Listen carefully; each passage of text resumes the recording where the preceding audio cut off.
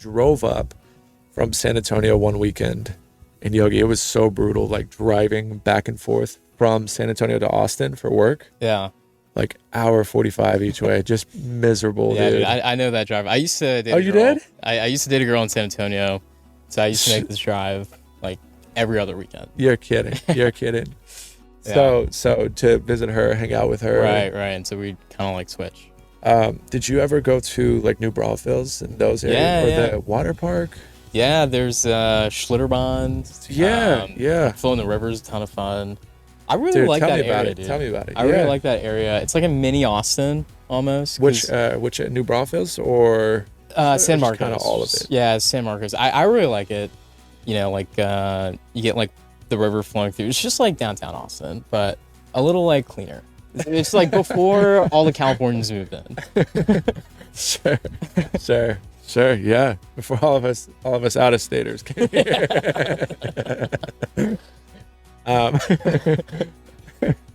But yeah, so you float the river. It's so pretty down there. I've done it twice. Yeah. Twice in San Marcos. Never been to Schlitterbahn. Dude, you're not missing out. I feel like the river's a lot more fun. It's not that fun. I keep getting hyped up about it, going to Schlitterbahn. The girlfriend's like, no, we need to go. We did the river. Fun with the group. It's definitely fun with the group. I bet it's fun with a group, right? But I feel like anything's fun with a group. That's true. I floated the river with her, and there was like little snakes, like swimming through the river. It was terrifying, dude. Mm-hmm. No, not just like terrifying. Well, damn, dude. Like, don't do it then. Maybe I'm wrong. But actually, it was not fun, man. So used to make that commute also. Yeah. San Antonio to Austin. So you get it. Yeah. You get it. Hour 45 or so. Yeah. So one weekend I was making that commute, hour 45 up to Chester's house, and brought the Lappy Top and just got to work with them, and we found a lot of vulnerabilities and just poor code practices in their code base. So we just talked with the owner, said, hey, like, we think we could build you a better application if you're up for it. Let's talk about it and have more conversations and further this conversation.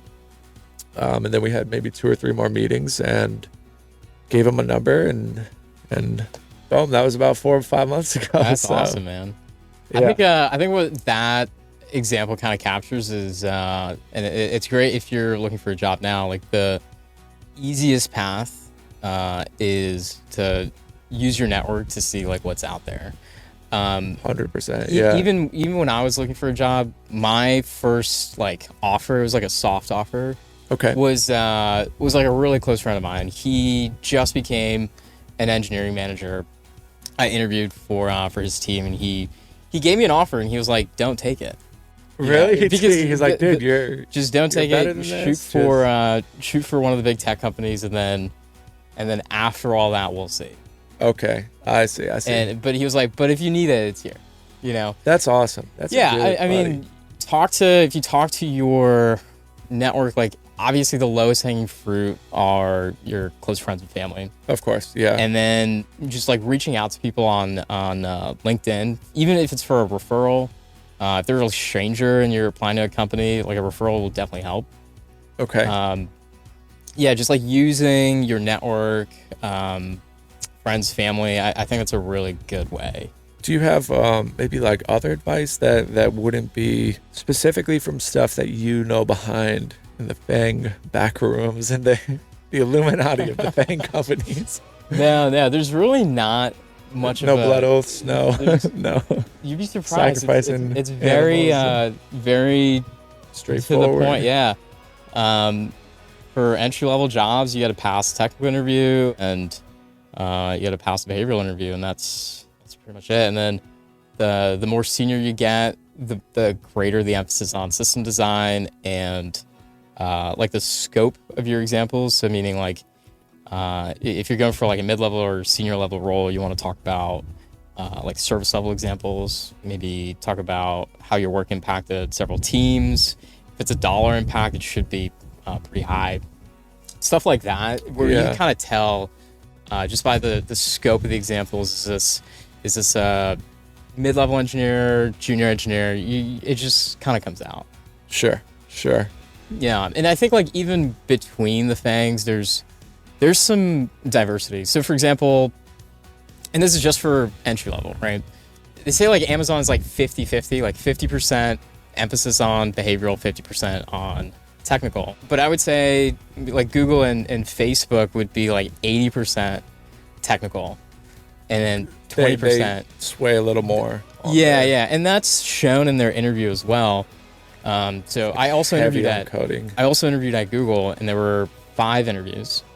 Got it. Yeah, that's a few. And one of those was a behavioral. Okay. And the remaining 4 were data structures and. Yeah. So that's really? 80-20 right there. Holy crap. Whereas with Amazon, I had four rounds for the on-site. Okay. And each interview was the same format. So like the first half. Were they all same day, or was this drawn out over?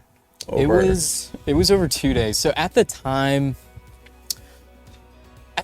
they, again, completely different environment. They didn't have enough interviewers for the people they were wanting to interview. So my last interview just kept getting delayed. But if that didn't get delayed, it would have been across 2 days. So I would have done 2 interviews one day, 2 interviews the next day. Got it. Okay. And so each interview, first 30 minutes is the like behavioral interview, and then the last 30 minutes is your technical interview. Sure. And then I could talk about both. So the behavioral interview, they're gonna ask like 1 or 2 behavioral questions, and they're measuring. They're trying to collect data to support if the candidate exemplifies leadership principles. So there's going to be like 1 or 2 leadership principles they're testing. Okay. In each round. Yeah.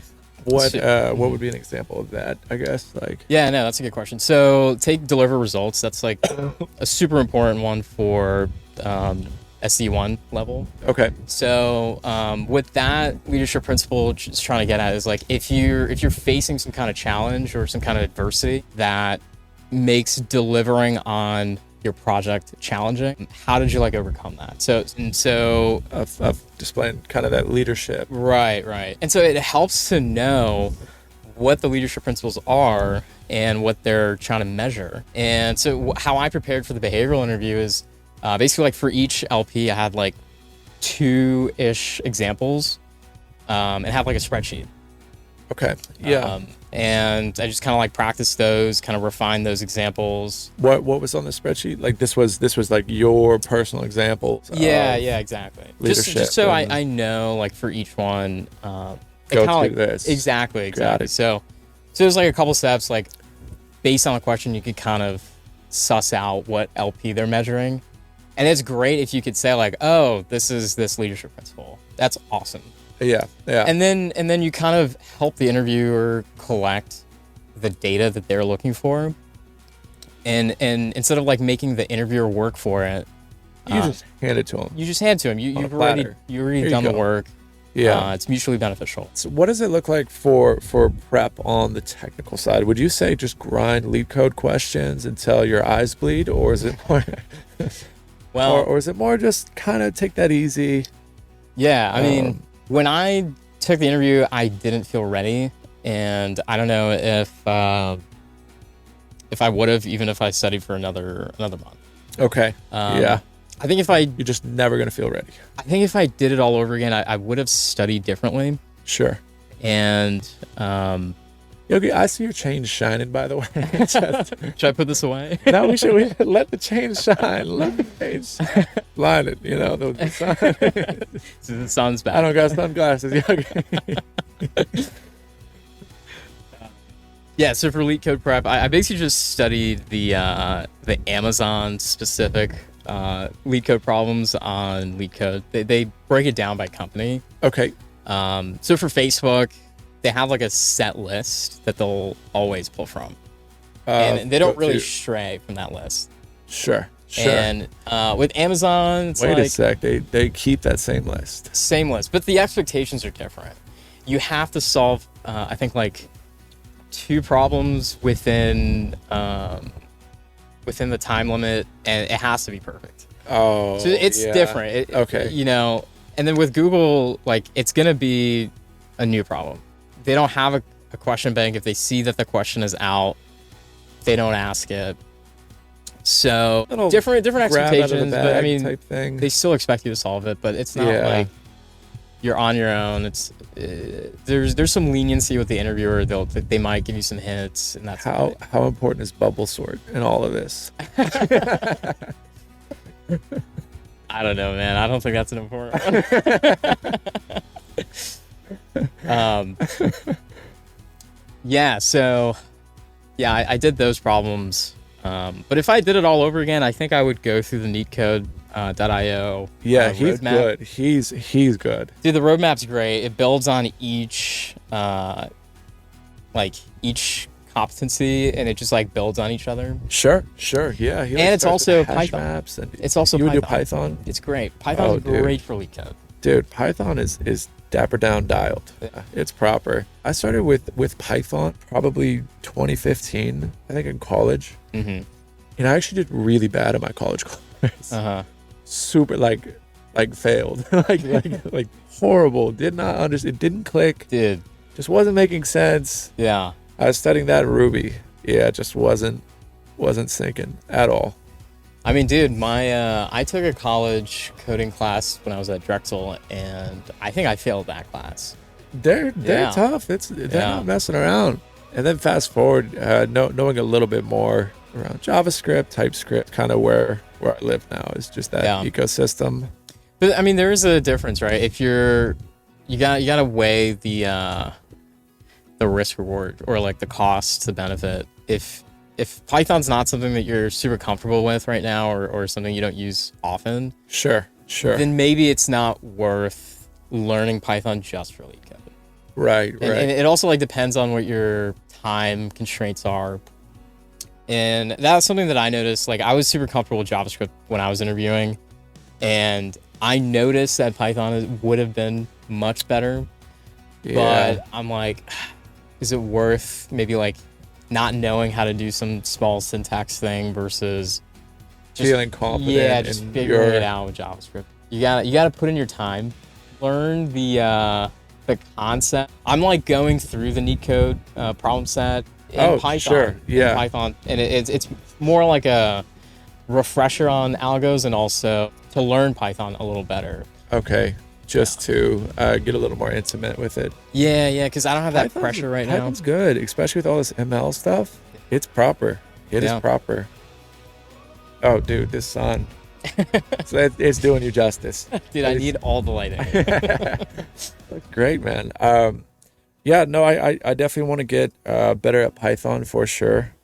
But it's like my buddy, he's a data analyst. He's building like all the Python web scraping stuff for us. So I'm like, I'll leave that work for him. Yeah. And then Chester, he's nasty. He's just like a polyglot. Dude knows everything. He's Python, JavaScript, TypeScript. Like, yeah, I'm looking forward to the Chester episode. Yeah, I need to get him on here. Should I? Mm-hmm.